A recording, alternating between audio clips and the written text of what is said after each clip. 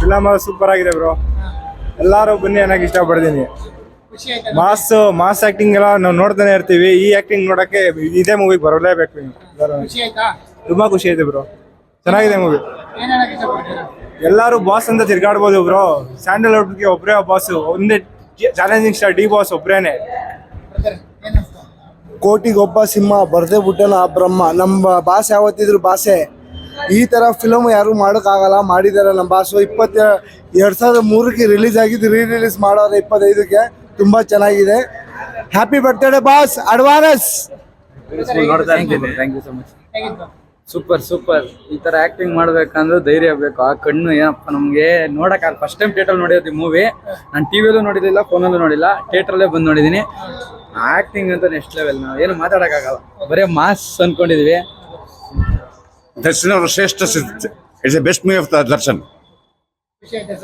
ಖುಷಿ ಅಲ್ಲ, is wonderful actor. Will come back. ನಮ್ಮ ಬಾಸ್ ಸ್ಟಾರ್ಟಿಂಗ್ ಆಫ್ ದ ಜರ್ನಿಯಲ್ಲಿ ತೂಗುದೀಪ್ ಮಗ ಆಗಿದ್ರು ಕೂಡ ಯಾರು ಸಪೋರ್ಟ್ ಮಾಡಿಲ್ಲ.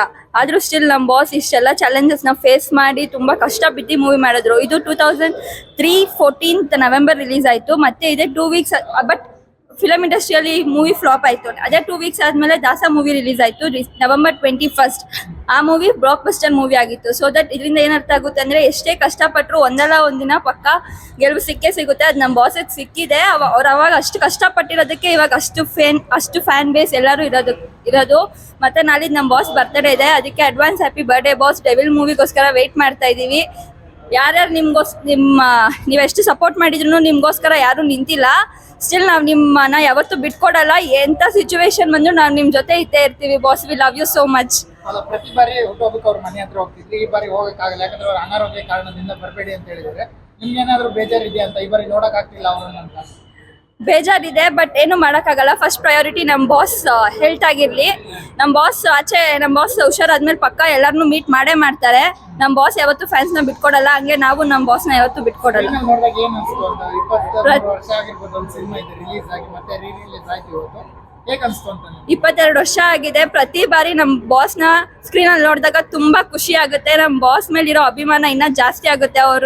ಅವ್ರಿಗಿರೋ ಆಸಕ್ತಿ, ಅವ್ರಿಗಿರೋ ಡೆಡಿಕೇಶನ್ ಆಕ್ಟಿಂಗ್ ಕಡೆ, ಅವ್ರಿಗೆ ಅವ್ರ ಆಕ್ಟಿಂಗ್ಗೋಸ್ಕರ ಇರೋ ಡೆಡಿಕೇಶನ್, ಅದೆಲ್ಲ ನೋಡಿದ್ರೆ ತುಂಬಾ ಖುಷಿ ಆಗುತ್ತೆ. ಅವ್ರ ಮೇಲೆ ಇರೋ ಅಭಿಮಾನ ಇನ್ನೂ ಜಾಸ್ತಿ ಆಗುತ್ತೆ.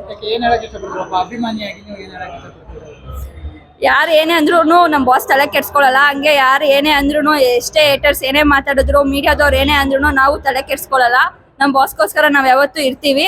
ಡೆವಿಲ್ ಮೂವಿಗೋಸ್ಕರ ವೆಯ್ಟ್ ಮಾಡ್ತಾ ಇದೀವಿ. ಇನ್ನು ಅಪ್ಕಮಿಂಗ್ ಮೂವೀಸ್ ಎಲ್ಲ ಇದೆ, ಅದೆಲ್ಲದಕ್ಕೂ ವೆಯ್ಟ್ ಮಾಡ್ತಾ ಇದೀವಿ. Advance happy birthday boss. ಬೇಗ ಹುಷಾರಾಗಿ ಬೇಗ ಬನ್ನಿ ಅಂತ ಕೇಳ್ಕೊಳ್ತೀವಿ.